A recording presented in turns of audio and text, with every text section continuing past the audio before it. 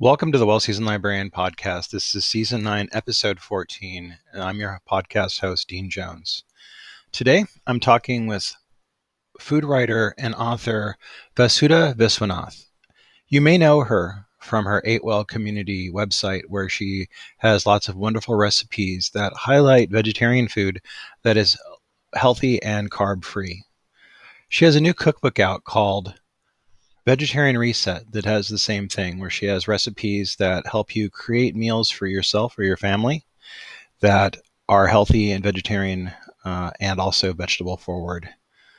I had a great time talking to Vasudha. She was a great guest, and I really was really interested in hearing what she had to say about the vegetarian diet and how to cook more healthy. I'll take you to my conversation with Vasudha right away. And on we go. Welcome to the Well Seasoned Librarian Podcast. I'm your host, Dean Jones. Today, I'm speaking with food writer Vasudha Viswanath, whose cookbook, Vegetarian Reset, is out tomorrow. Vasudha, I want to welcome you to the podcast. Hi, Dean. Thank you for having me. You grew up in Bangalore, India, to what you describe as your book as a foodie family, which sounds wonderful to me. How is food essential to your family growing up? Yeah, so when we got married, my husband would often be surprised by how a simple question, what's for dinner? It can be a very loaded question in our household for me and my parents and my sister. We all have opinions and we're not afraid to voice them. So sometimes we can have heated debates about this. Both of my parents are great cooks. They lived in the US for several years before I was born. And so they brought some Western cooking into our home. My mother would make pizza or pasta sometimes. I always loved cooking and experimenting in the kitchen, even as a child. And my parents always encouraged it, and so did my extended family.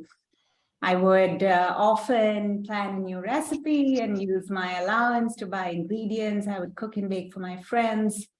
One of my memories is that our oven would not get hot enough for a cake. So we figured out a different way to bake cakes using a pressure cooker filled with sand. And, it was always all about the food. We were a typical middle-class family, but one thing we sometimes splurged on was the occasional restaurant. And we would do these big meals with the whole family, uncles and aunts and cousins, and it would just be a blast. Even my grandparents, my paternal grandmother, who lived until she was 92, she was not afraid to try new things, and she loved herself some pizza and pasta sometimes. Growing up in Bangalore itself, it's in South India, and I think it is a foodie's paradise. You get everything from the best South Indian food, idlis and dosas and chutney, to international cuisines. And even today, when I go back there, it's really trying the food. That's the priority. You've been a lifelong vegetarian. Now, I would assume in most cases that'd be a really healthy diet, but you say in one of your articles that it can be challenging. Can you talk about that? Sure. So when I moved to the US over a decade ago, I found that the Western notion of vegetarianism was quite different from what I'd grown up with. In the West, I think people turn vegetarian, and it's usually considered a health or often an ethical decision. And today, maybe climate change is a big driver, right? Yeah. Newly turned vegetarians tend to associate a lot of green, healthy salads and smoothies and steamed vegetables with their diet. And when I came to the US and told people I was vegetarian, they would look at me like I have a halo around my head, or sometimes with pity, because I would never know the joys of eating meat. But for those who have been vegetarian for longer, like me, my family has been vegetarian for generations, as have many in India. And this is usually for cultural or religious reasons. And the food, I have never considered a salad a meal until I moved to America. My meals tended to revolve around grains. Rice is a staple food of South India, or it would be bread, like rotis. Of course, we ate a lot of delicious vegetables too, but the focal point is grains. And in the past, it would be ancient grains that are whole grains. For example, in India, millets were really popular. Yeah. But in the modern world, and really in the last 50 to 80 years worldwide, it has really been refined grains that have dominated the food scene, and these are basically just pure starch. And so that's what I talk about in my book.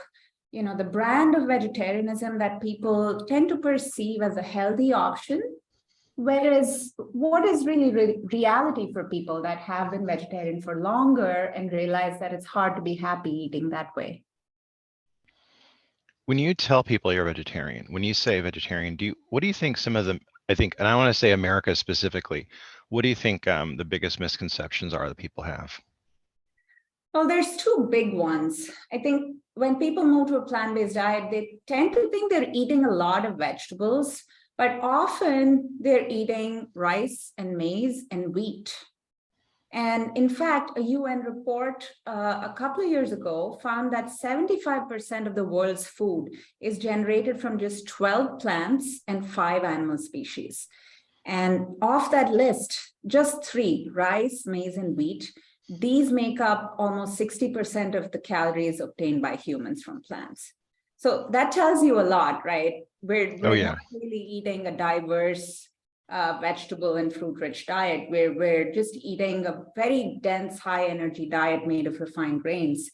And the other big misconception is that moving to a plant-based diet, will automatically just fix everything. It's like waving a magic wand. And I've been a lifelong vegetarian, and I really want people to know that just eating vegetarian or vegan doesn't automatically mean that you're eating healthy. And in order for any diet to be sustainable for us long term, we need to get the right nutrients. What did you do when you started to look at a more healthy diet? When you started to look at your vegetarian diet in the United States and you wanted to make some changes to it, what were some of the things that you started to research to look into? Yeah, so this journey for me started with a doctor's note about my elevated blood sugar a couple of years ago. She said to minimize rice and pasta and bread. And I said, wait, what am I supposed to eat instead? This is how I've eaten all my life. Yeah. So that's really when I had my aha moment and I started to do my research. I just started to Google these things, and then I chanced upon and ended up reading a lot of books written by some really respected scientists and doctors out there. And I actually found these so hugely useful that I included it in the appendix of my book. There's a list of recommended reading. There's this book called Why We Get Sick by Dr. Ben Bikman. When I read it, it made a huge impact on me. It talks about how this phenomenon called insulin resistance is connected to almost every chronic disease of today: diabetes, heart disease, even brain disease. And I learned how excessive starch and sugar, they can really impact your hormones and gut health and cause chronic inflammation. And I learned I wasn't eating as many vegetables as I should, or as many different kinds as I should. I learned that I didn't need to avoid fat, but I was eating the wrong kinds of fat. And I certainly wasn't eating enough protein. And so all of this made a ton of sense. I am a Libran and can be incredibly indecisive, but once I have conviction about something, I'm all in. So I said, all right, I'm going to try this low carb thing.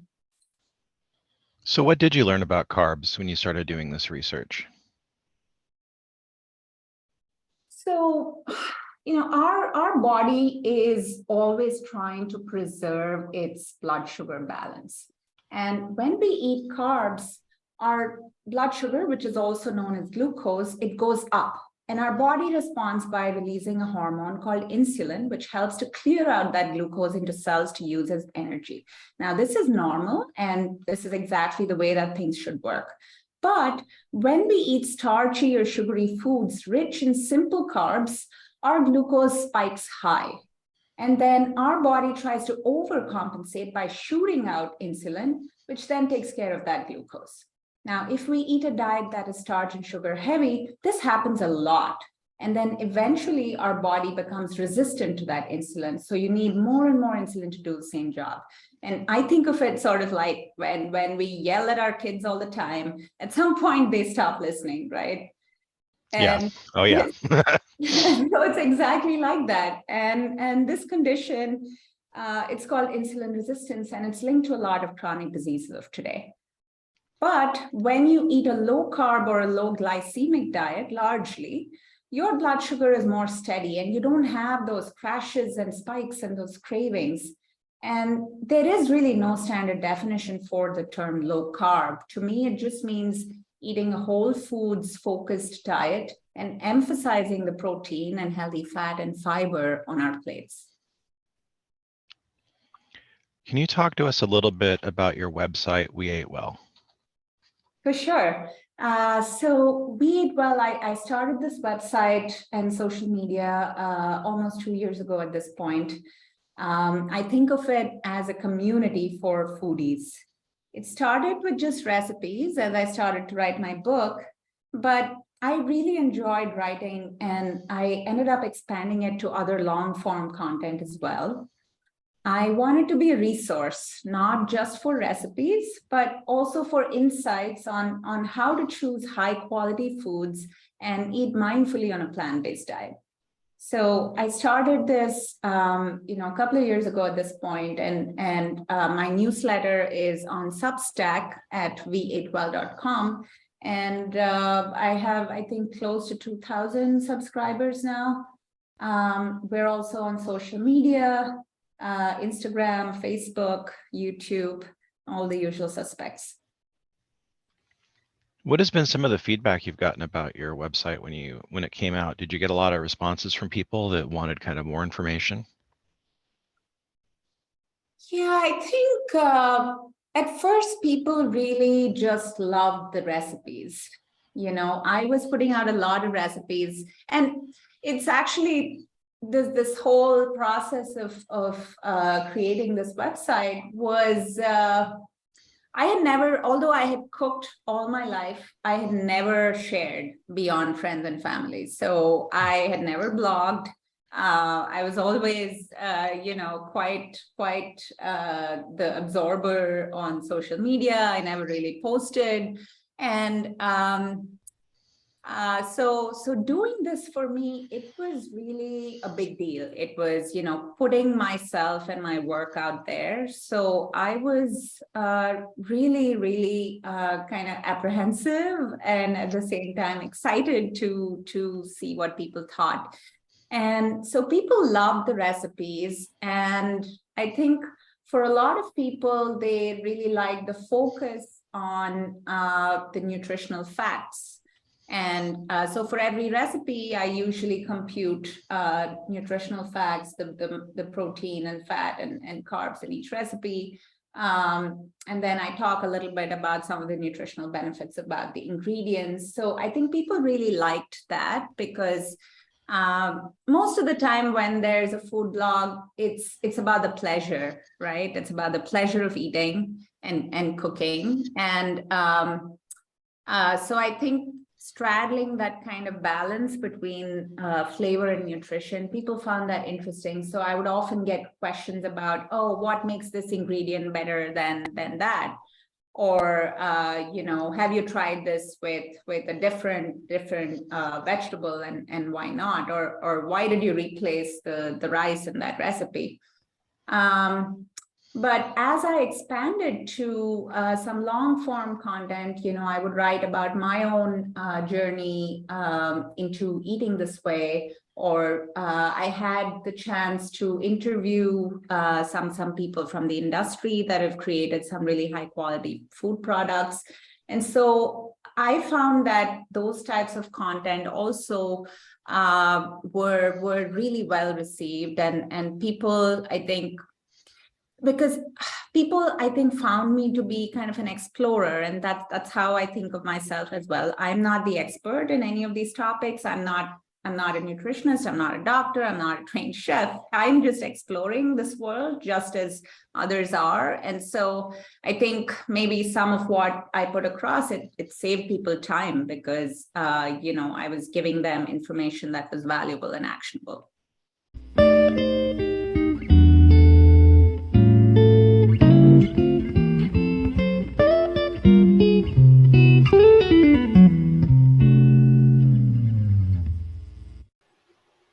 This episode is sponsored by Culinary Historians of Northern California, a Bay Area educational group dedicated to the study of food, drink, and culture in human history. To learn more about this organization and their work, please visit their website at www.chnorcal.org.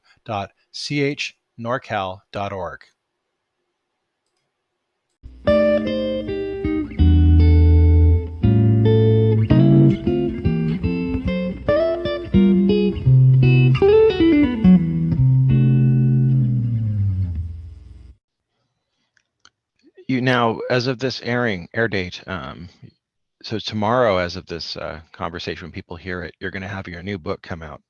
It's called The Vegetarian Reset. I want to talk a little bit with you about the philosophy that went into writing this book and what it was like writing a new book for you. Yeah, for sure. Well, when it comes to the philosophy, I think it's easy for me to say cut out the refined grains and processed food from your diet, but at the end of the day, that's easier said than done, right? Oh, we yeah. we all have our own problems, and it's often hard to change habits because some foods are rooted in our identities or they help us handle our emotions, and sometimes we just don't have the headspace to make a big change in our lives. So, on my part, what I try to do is to make that choice easy. I don't want to have people have to choose between eating healthy and eating delicious. I want them to crave that zucchini bread or that sag lasagna because it looks and sounds impossibly delicious, not because it's healthy. And it's really not about the noodles or the grains or the flour anymore. It's about the flavor. And I feel like you don't need to banish anything from your life. It's okay to eat cake or rice or pasta or whatever. But I think the key is to try to eat whole foods like 80% of the time and make these other foods a treat. Because once you embrace whole foods, you automatically want to eat healthy because it makes you feel your best. And you always want to feel your best. So you tend to kind of lean towards eating that way. Now, the book has 9 significant chapters, all of them with many recipes. This is not a little book. This is quite comprehensive. What were the challenges for you writing this book? Oh, so many. There was some technical challenges like learning to bake without all-purpose flour or sugar. But the biggest challenge was just, I think, the process of writing the book because I was learning everything along the way. When I started this project, I intended to self-publish. And I had no knowledge of what needs to be done and no connections in the industry whatsoever. So I just got my hands dirty. I read up as much as I could, and I did my best. I was fortunate to hire some really great freelancers along the way for photography and editing and design. But the whole process was very unconventional, and I'm sure I did many things out of order. When I finished the photo shoot, I thought I was nearly done, but then I learned that the hardest part of writing a book was actually writing the book, getting those 40,000 words down on paper. And that took so much time, and I was never happy with it. And I think I would say that was probably the most surprising challenge that I encountered. You bring up something that I found very interesting. It gave me a lot of questions. There's a lot of wonderful food photography in this book, and Alexandra Scheitzman did some amazing food photography. Do you have any input on that, or were you able to kind of work with them on that? How did that work out for you? Yeah, she's brilliant. I'm so glad I found her. And I did have some input. We went over all of the recipes prior to the shoot, and we discussed what we wanted to highlight and what kind of angle would showcase it best. We talked a little bit about some props. I had some fun shopping for props, and the photo shoot itself. Oh my God, it was like running a restaurant. We shot 75 recipes over 7 days. So we were doing like 12 recipes a day, and we would shoot in the morning, 8 a.m. to evening 6 p.m. There would be all of this food that I had to figure out what to do with at the end of the day, because you just can't eat that much. And then I had to buy groceries for the Oh next yeah. day, because I live in Manhattan. I have a tiny fridge and freezer, and I can't just store anything. So it was, I think I just ran on adrenaline for that shoot, but it was some of the best fun I've ever had. And the book is beautiful, and I also have to credit my amazing designer, Liliana, who really brought my vision to life. I wanted the recipes to look approachable, so I asked her to make them look like a recipe card, quick, easy to read. You kind of have the ingredients and the directions. You can take them in at a glance, and the nutrition chart as well was something that we worked hard on. I really liked that. I liked how the photography tied in with the recipes, because it really made you want to try them. Specifically for me, like the cacio de pepe, and a few others that I really liked. I wanted to also talk to you about something that I think will be very popular, that I want to let people know about, because to me it was something that was a standout in the cookbook that I was used a lot in the cookbook, and that was your zucchini bread. Now, this isn't the zucchini bread people think of immediately, like the one that's like a pastry you get in a bakery. This is a little bit different. You want to talk about that?